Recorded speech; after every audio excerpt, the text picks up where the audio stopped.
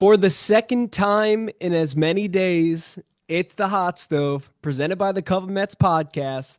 This one's got a twist on it, though. The one we've been waiting for. Pete Alonso back in the orange and blue.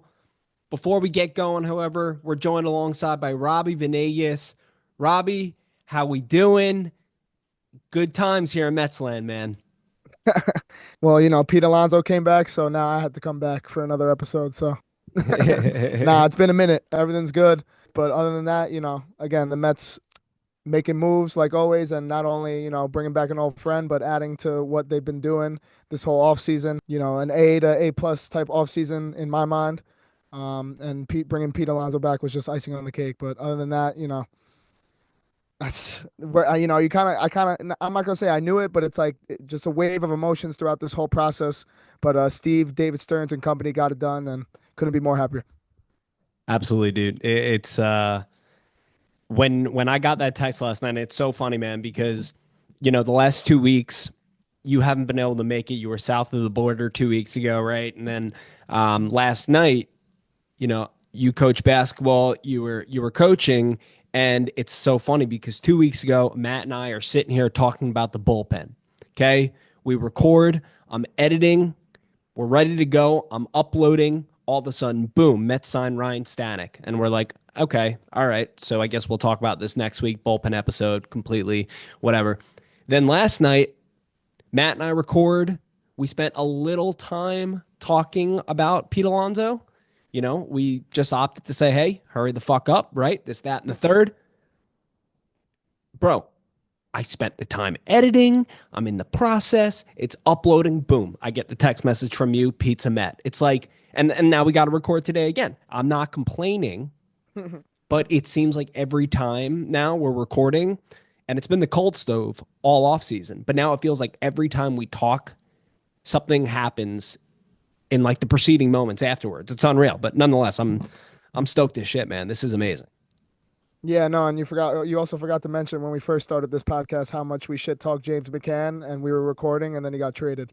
Oh, that's So, right. so Yeah, it I seems forgot that like the one. Cup of Mets podcast just speaks things into existence, and the Mets are listening or the baseball gods are listening. But it's good to know that stuff that we talk about comes into fruition. And again, I hope we know what we're talking about because again, 3 for 3 so far in my mind. Yeah, Dealing it James just McCann it when we were on recording, and then you and Maddie talking about the bullpen. Then Stanek comes back, and then Yeah, you but you mentioned know Pete what? Alonso, and now he's back. I kind of wish, David and Steve would give us a ring and say, hey, what time are you guys recording? We'll announce this before you guys start recording so that you have something to talk about, right? Yeah, Because for the entire offseason, we've had our thumbs up our asses outside of talking about a few different players, and there have been spurts of moves. But aside from that, there's been nothing.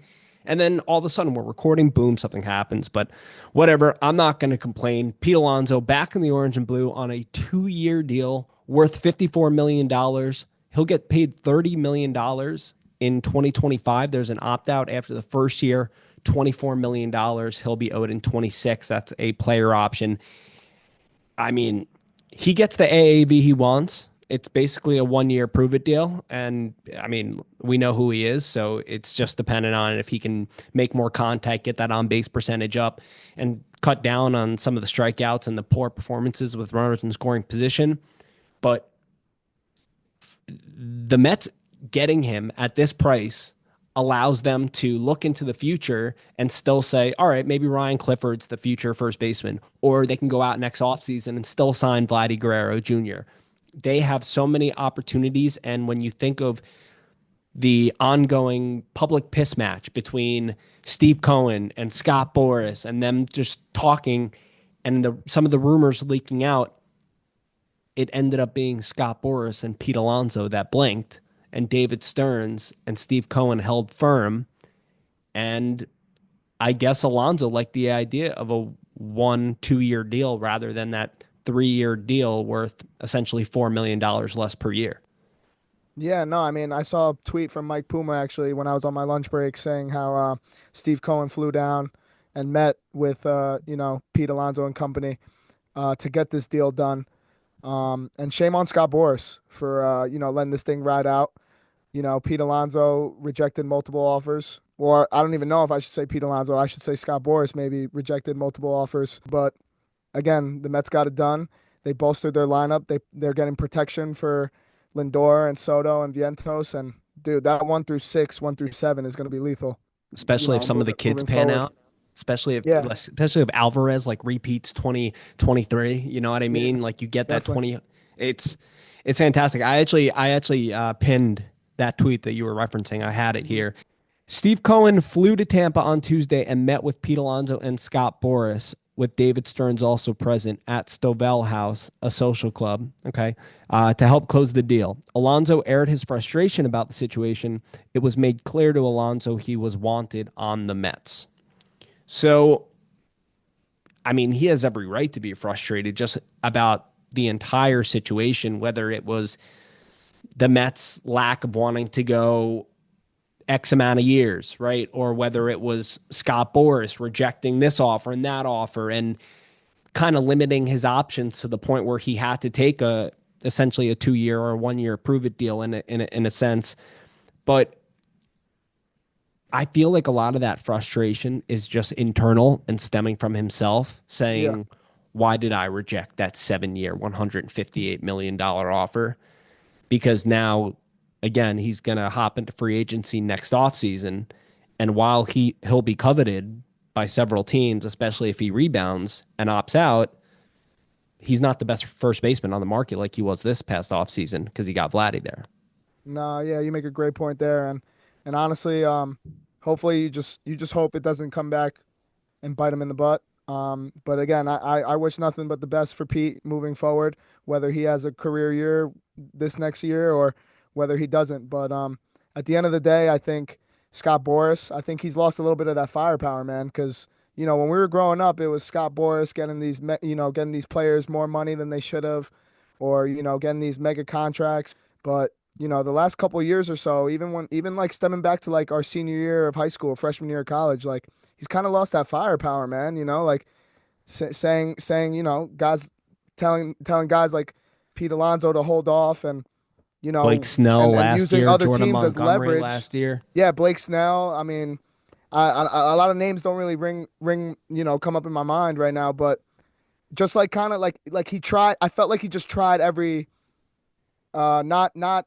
way, but like tried every button in his arsenal. Like, okay, the Mets don't want to pay you this. Okay, then we'll tell the public that the Blue Jays offered us this, or that the Giants are talking to us and this and that. So maybe the Mets bite. But dude, kudos to David Stearns and company and Steve Cohen for staying packed, staying like true to what they believe in. You know what I mean? Like not really like crossing that line and being like, hey, let's cave in to Scott Boras and Pete Alonso. No, they stay true to what their vision is, what they want to do with the New York Mets, and all these Twitter haters about David Stearns and all that, bro. We have the highest payroll in baseball right now. Don't tell me he doesn't want to spend. He just spent $30 million on a first baseman, on a 31, 32-year-old first baseman. Not Enough not is the enough. highest. Remember the Dodgers. Oh, excuse me, second highest. But again, like we're up there, Yeah. and don't tell me he doesn't want to spend.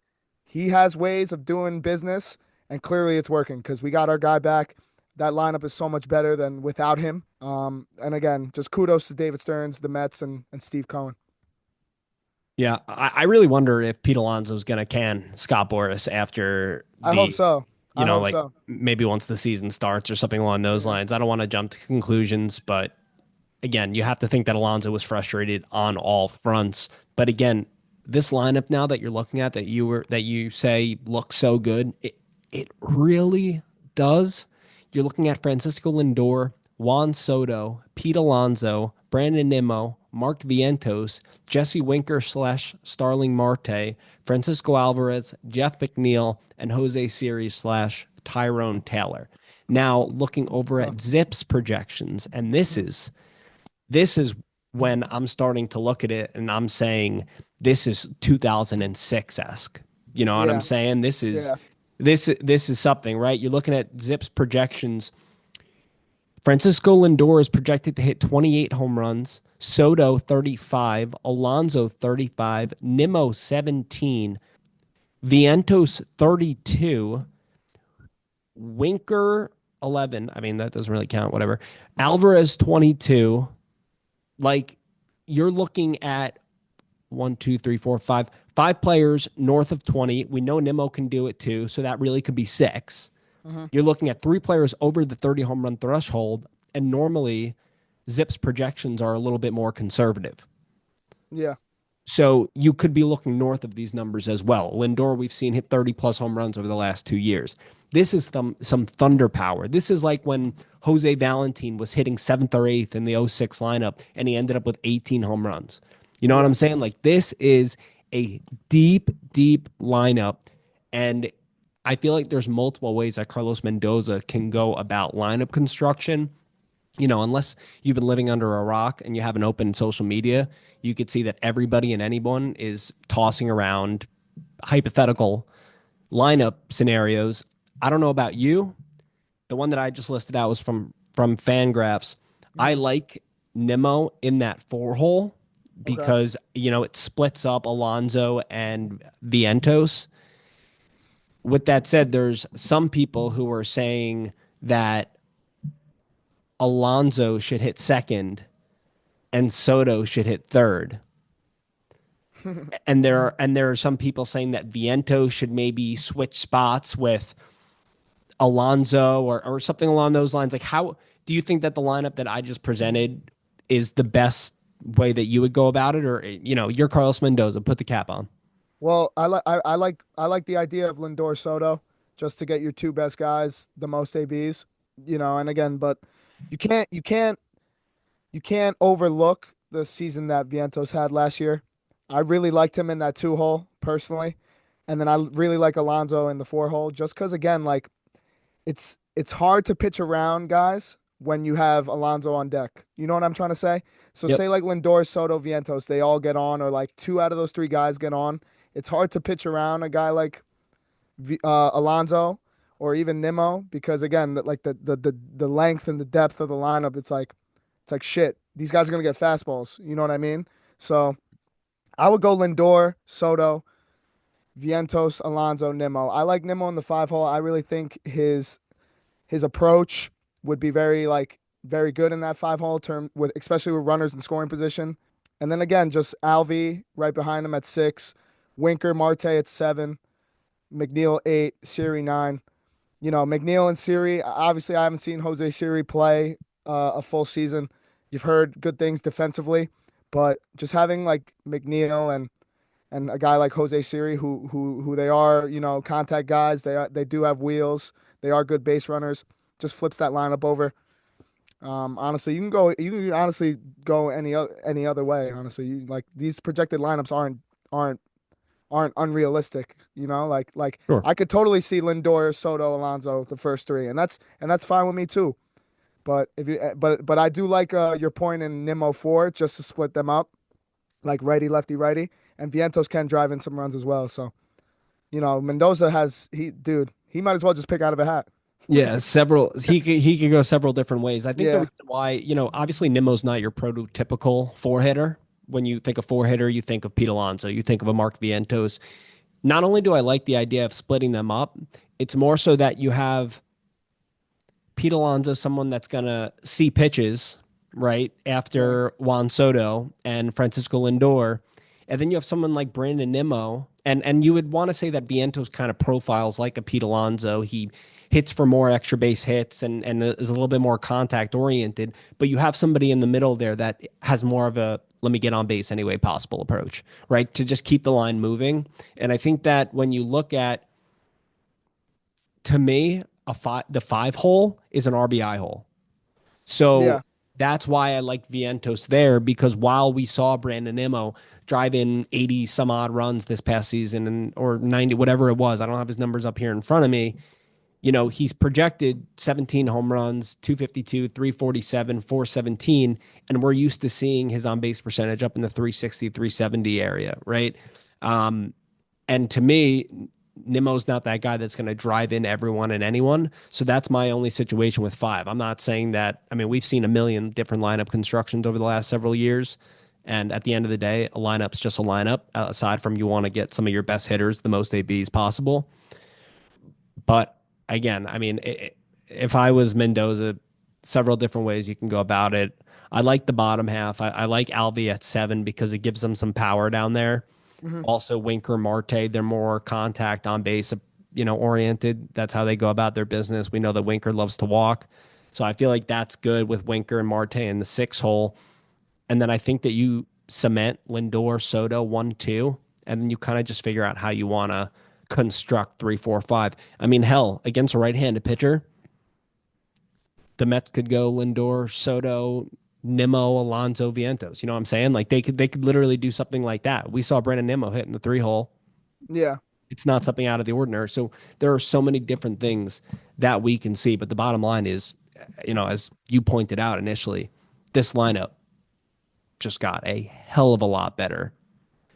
So, Rob, when you look at the Mets lineup now, obviously that was one of the weakest links beforehand, even with the Soto addition. NL East, the Braves getting Acuna back. They're deep. They also brought in Jerks and Profar. Then you look at the Phillies. We know how the Phillies have been a powerhouse. The Nationals are really young. They're getting there. Where do you think the Mets lineup ranks amongst, National League East foes? I mean, I'm gonna be biased on this one. I think it's the best. Again, Phillies and Braves, yeah, they do have deep lineups, but I feel like just again adding a guy like Juan Soto is like giving the Braves Acuna back. Like he's just that type of star power. That the Mets have been kind of lacking the last couple years. And not only that, you got one of the best shortstops in the league, if not the best in the league, in Francisco Lindor. He proved it last year. He's a switch hitter, so he's going to play every day. And again, and not only that, he snags bases. His approach is good, and he's a doubles machine, man. Honestly, it's Mets, Braves, 1A, 1B, and then I got the Phillies after that. Yeah, I think you're spot on there. I think the Phillies are aging in some capacities, Hmm. and then the Braves will be the Braves. They'll probably be better. We're not going to give out predictions as far as where the division's going. We've heard multiple people say that they like the Mets to win the East, or they still think they're trailing this team or that. But bottom line is, I think they're the first or second best offense in the National League East, and one could argue that they're top 3 in the National League as well, behind the Dodgers and the Braves. So, um, you know, th- again, you go in, the Mets have beefed up the bullpen. They've patched the rotation really nicely, able to bring back Sean Manaea, and we were just waiting for this one last linchpin. We knew they needed another bat. Pete Alonso was the missing link there. One last question on Pete Alonso before we move on, because we've spent the entire episode talking about Alonso, and you would expect it, right? A massive deal. We've been spending weeks and weeks and weeks talking about what ifs, and he finally met. But if he plays extremely well, more contact oriented, clutch, hitting with runners in scoring position, do you think there will be any switch in the Mets' mind at some point in the season where they say, let's tack on another 3 years. Let's buy out next, or let's extend him another 3 years and give him that long-term contract, maybe at a lesser AAV, but maybe not allow him to opt out. So maybe the Mets pivot from the idea of bringing in Guerrero next year, or maybe they use Clifford in a trade at some point. Do you think there could be any shift in philosophy if Alonso really proves it this year and they just opt to bring him back in? Yeah, 100%. I do. There's no guarantee that Vladdy's going to come to the Mets. And there's no guarantee that he's going to want less than 300 million. So again, if especially if you can make like a bargain deal, or if you can, again, just make something work in terms of the numbers and not have to pay him more than 30 million AAV. I think it's just a match made in heaven in my eyes. Homegrown player. If I personally believe if the Mets never got Lindor, that Pete Alonso was that next captain for the Mets. So the guy wants to be here. He loves it here. He's the face of the franchise, one of them. And I think the Mets and company could make it work. Yeah. Yeah, it was definitely something that I was thinking about earlier today. He has that option for next year. He obviously, and I think I thought about it after I saw Puma's tweet, that he aired his frustrations, made it known that he wanted to be a Met and the Mets wanted him. It was just a matter of what price. If Hmm. they were able to go ahead and, he's going to make $24 million next year. If they make that guaranteed, that's 54 over the 2 years. Maybe you add another 3 years for 20 mil a pop. So he's paid through age 35 season. That's another $60 million. It winds up being what? A 5 year, $114 million contract. But I think it's definitely a possibility. Bottom line here, Pete Alonso back with the Mets. Mets lineup so much deeper. And these 6 days until pitchers and catchers report, these 11 days until the first full squad workout cannot come soon enough because the expectations are at an all-time high.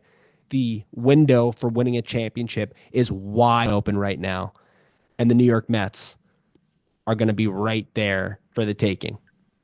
All right, Rob. So considering we spent the last, 20 minutes, whatever it is, I kind of lose track of time when we talk. We've spent the entirety of this episode talking about Pete Alonso, the fact that he's coming back to the Mets.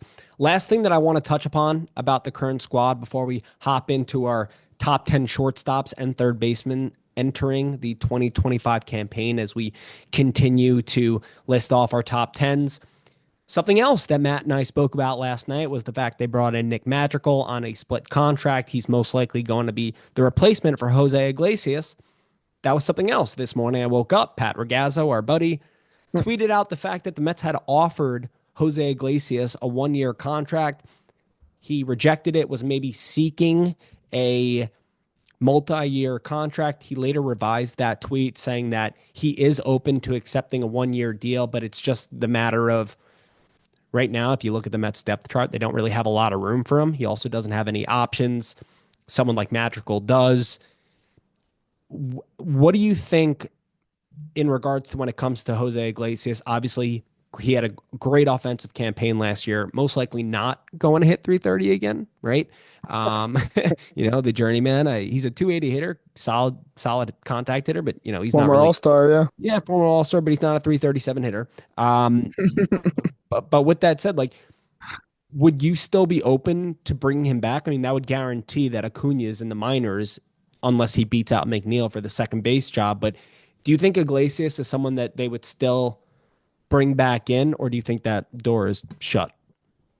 Well, again, like I'm not gonna get into it a lot, but I don't think the Mets are done making moves. I think a trade is in the work, whether it's for a starting pitcher. But I was a big advocate on Jose Iglesias coming back. He was a big reason why the Mets were who they were in 2024. And I also think he could help out the young guys, Vientos, Acuna, Mauricio.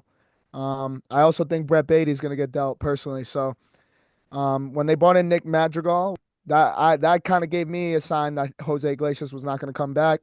But clearly that's not the case. But I do think if they get rid of a guy like Jeff McNeil or even a Brett Beatty, I think Jose Iglesias is a shoo-in to come back. Yeah. I wonder if he's going to end up seeing a team offer maybe a 1 year contract with an option for a second. Even him being 36, whatever he is, 35, 36 years old, he did show enough last year, and he's been solid throughout the years. It's just what else can he do aside from having an elite glove and being a contact-oriented hitter? I think the intrigue with Madrigal is, it's a split contract. He can go down to the minors. Last year, the Mets had to kind of talk Jose Iglesias into going to Syracuse, saying, hey, we're going to call you up by a certain time. Obviously, they did, and we saw how that story played out. I don't think Iglesias would accept that kind of opportunity again, despite him probably wanting to come back to Queens, especially how last year played out. But listen, if the Mets were to, and I understand what you're saying. I mean, listen, at this point in the offseason, I don't think McNeil's going anywhere. God, if they could get rid of him, that would be excellent. But I don't think they can. I don't think the Mets would want Luis Angel Acuna riding the bench from the get go. They would want to see him get reps. So I would assume that he would then start in AAA. So then it kind of opens the door. Okay, is it Jared Young? Is it Nick Madrigal? And Nick Madrigal is somebody that has a very good glove, can play second, short, or third. He also he also doesn't strike out, is a contact-oriented hitter. I think his career average over 5 seasons is 273. I don't think that he has ever had like over 275, 300 plate appearances. But nonetheless, it's a decent showing. But he doesn't hit for any power. There's not much else there. But the big intrigue towards the end of the season with Iglesias was what you mentioned, the fact that he kept a lot of the camaraderie together. A lot of players looked up to him. He brought that veteran presence, that championship caliber mentality. And I think that if the Mets do have that opening at some point, I would love for them to bring him back in. But I think it's going to be a situation where we kind of see how some of these other pieces develop. We're going to see if maybe Acuna outperforms McNeil and McNeil just looks shot, and the Mets say, hey, we're going to throw him on the bench and make him a super utility, have Luis Angel Acuna start. Or if Madrigal looks like shit, hey, let's call Iglesias if he's still on the market, right? I think the door is still open there. But again, it's just funny that Matt and I spoke about it last night. Then Mhm. Regazzo comes out with the report. And Rob, you mentioned a trade could be in the works. Listen, if a trade's going to be in the works, we'll find out by probably, it's going to probably take me an hour and a half to edit this. So we'll probably find out by 8:30 if you're right, okay? Because yeah, and then we'll have to record for a third day tomorrow. Yeah, Yeah. that's been the tune. But dude, this has been the episode that we've been waiting for since Juan Soto signed. Yeah, pretty much. It's been a long hot/cold stove, but we made it. The Mets got an A plus. We'll review the offseason in our finale several weeks from now. But for now, things are looking great in Mets land. They report in 6 days, then the full squad in 11 days, and so stoked, so stoked. But on to the top tens. We've done catcher first and second. Rob, this is going to be your first time dishing out your names. Yes, sir. I've relayed yours to the crowd so they know, and they've obviously Nice. seen it on Instagram. You know, if you follow us, shoot us a follow. A couple Mets on Instagram. But Matt, who is unable to be here tonight, he shot over his top 10 shortstops and third basemen. So before Rob and I dish out our top 10s, I'm going to mention his. First off, at shortstop, at number 10, he has Dansby Swanson.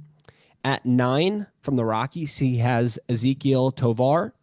At 8, he has Trey Turner. I'm surprised across the board how many outlets have Trey Turner down on that. At number 7, he has Willie Adames. At 6, he has Ellie De La Cruz. At 5, he has Corey Seager. Now, I find his top 4 very interesting. At 4, and I'm not throwing shade, Maddie, okay? At 4, he has Mookie Betts. At 3, he has Bobby Witt Jr. At 2, he has Gunnar Henderson. And at 1, he has Francisco Lindor.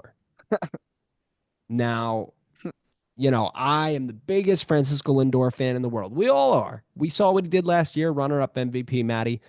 Not sure if you got this one correct. And then over at third base, at number 10, he has Max Muncy. At 9, he has Nolan Arenado. At 8, he has New York's very own and Queens' very own, Mark Vientos. That's funny. At 7, on the free agency team, he has Alex Bregman. At 6, he has Matt Chapman. 5, Manny Machado. 4, he has the new Houston Astro third baseman, Isaac Paredes. At 3, at 4. At 3, he has Austin Riley of the Atlanta Braves. 2, Rafi Devers. And 1, Jose Ramirez. Oh boy. So that's his list.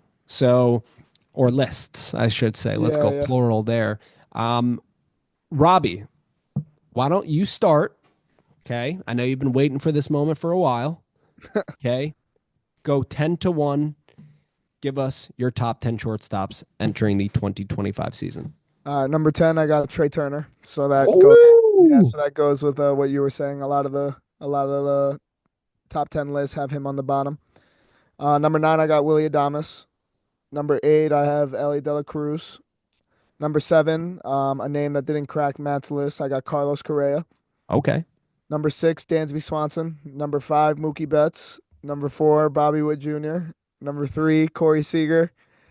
Number 2, Gunnar Henderson. And number 1, Mr. Smiles, Francisco Lindor. I'm also on the Francisco Lindor train. Oh my gosh. Dude, listen, I would love to list him number one. Yeah. But I Sorry. said, I'm not. Like, listen, yeah, a little bit of bias goes into that, but like, just the year he had, the moments he had, we saw him every day. So you can't hate me on that. I didn't see Gunnar Henderson every day.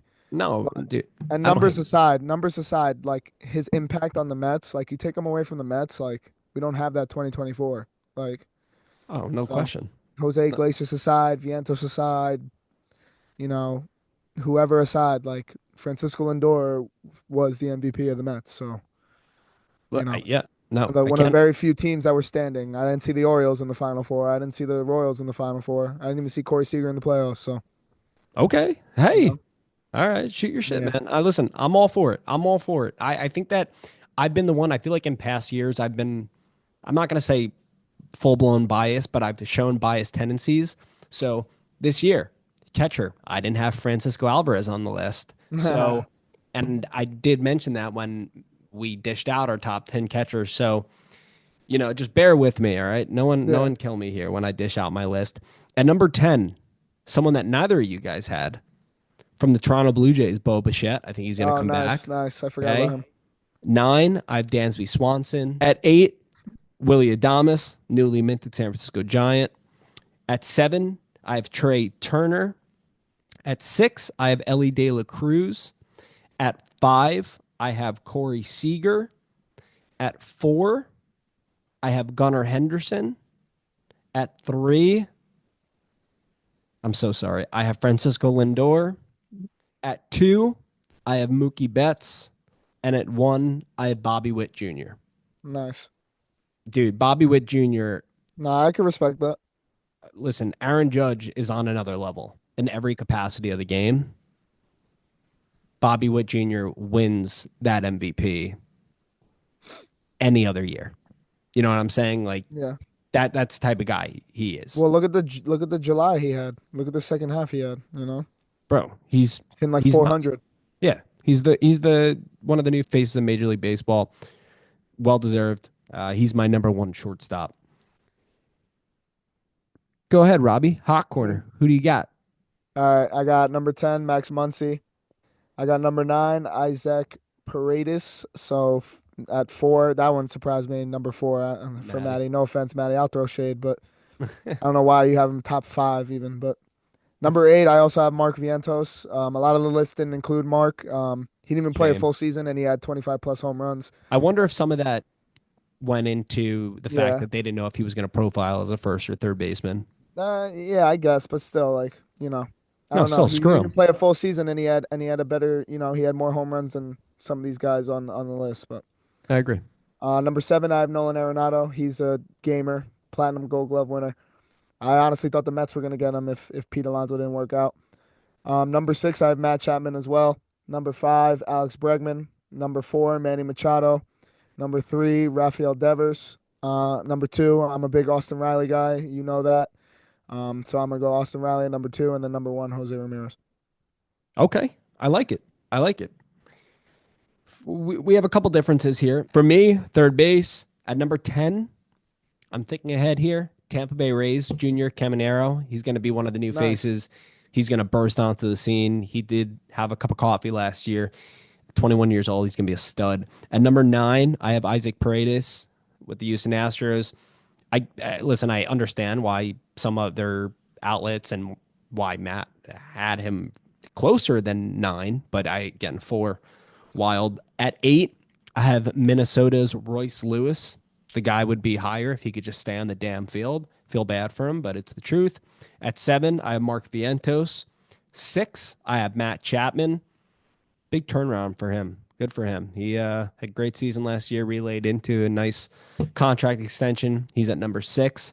At 5, Alex Bregman, the last man standing in free agency. Mhm. 4, we got Manny Machado. At 3, Austin Riley. 2, Rafi Devers. And 1, Jose Ramirez. You've always been a Devers guy though, and I respect that. He's so good. He's so Yeah, good. He's so yeah. good. Imagine Devers and Soto in the same lineup, I know that would have like been so, Boston that was would have been trying to dope. create. Like, Yeah. it's pretty legit.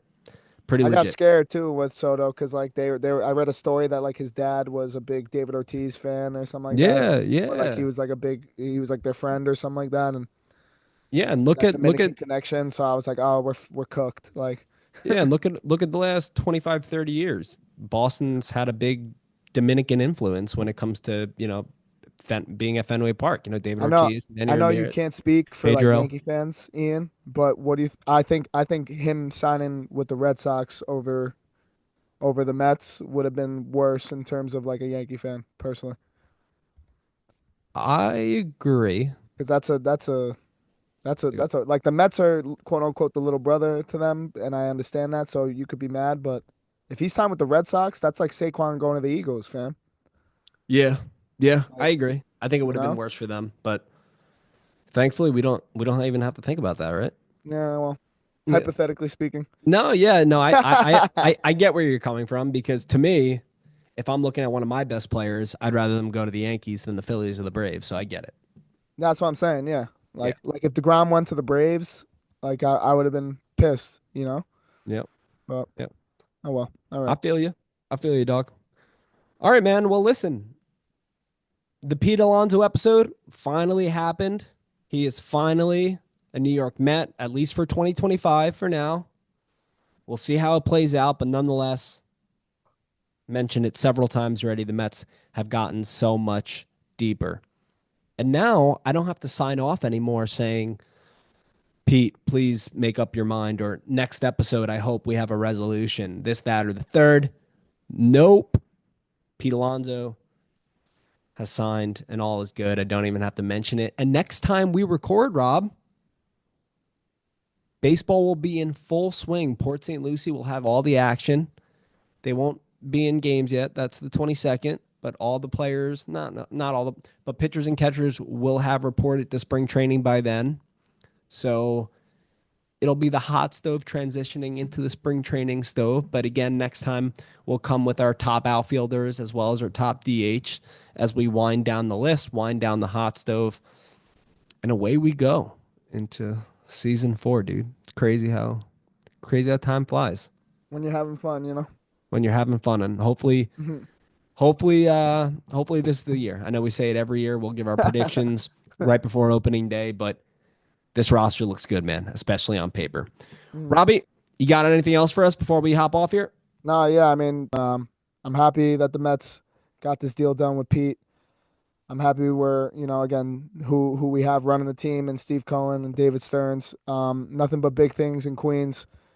Gonna get my 20 game plan real soon, so we can be out in the ballpark real soon. Hell yeah. Like you said, time flies when you're having fun. 6 days, pitchers and catchers report. 11 days till spring training. And just a blink of an eye like that, baseball's around the corner. And my message to Pete Alonso: welcome home. Welcome home. Break that home run record, and let's parlay this thing into a ring, huh? Let's get a damn ring. I Okay, mean, yeah. yeah, I finally got one. That was actually mentioned in my best man speech, if nice. So you you got, recall. Yeah, but yeah, but yeah, Matt, I just want to say before we hop off here, Matt just texted both of us and said, "Talk about Otani boy, talk about Otani boy headed to the slammer." It took me a couple times to understand what he was talking about, but uh, it translator got it tested. yeah, Ipe Muzahara, the translator for Shohei Otani, was sentenced to nearly 5 years in prison for stealing 17 mil from Shohei Otani. All right, I'm not. Yeah, I'm not gonna read any further into it because then I'll just go into conspiracy theories, and I don't want to get there tonight. I've had a good day. I want to take that into tonight. All Tomorrow's right. Friday, yeah. Yeah, tomorrow's Friday. No reason to talk about the fact that Otani pulled the Jordan 2.0. Okay. Anyway, that's a wrap on episode 39, the Alonso episode. Remember to give us a follow on Instagram, YouTube, and X. We are at Cup of Mets. Subscribe to the podcast, whether it be on Spotify, Apple, or wherever you get your favorite podcasts. Download the SeatGeek app, punching code Cup of Mets at first purchase to get $20 off. And last but not least, head over to smackandsunflowerseeds.com, punching code Ian05405 to get 10% off of any purchase. And for Robbie Venegas, I'm Ian Bosniak. Thank you very much for joining us. Alonso's finally back. We'll see you next week. Good night, everybody.